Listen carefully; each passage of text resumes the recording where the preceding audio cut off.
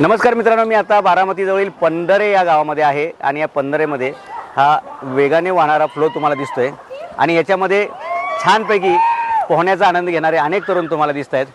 ही एक चांगली बाजू आहे की भर उन्हाळ्यामध्ये इथं पाणी वाहतंय, खूप वेगाने वाहतंय, पोरं त्यात आंघोळी करतायत किंवा स्विमिंगचा आनंद घेत आहेत।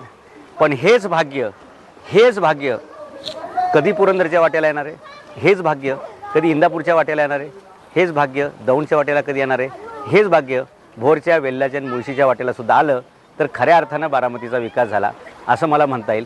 आणि ज्या वेगाने इथं पाणी चालू आहे ते पावसाळ्यात जशी नदी भरून वाहते त्या वेगाने पाणी चालू आहे मित्रांनो। असंच पाणी संपूर्ण तालुक्यात जर फिरवलं गेलं तरच बारामतीचा विकास झाला असं म्हणण्याजोगी जागा आहे। परंतु थेट भोरमधली धरणं ते बारामतीत पाणी, बाकीच्या मधल्या लोकांचं फक्त मरणं, अशा प्रकारचं काम आहे छानपैकी। अरे किती बी समोर येऊ द्या त्यांना एकटा बस।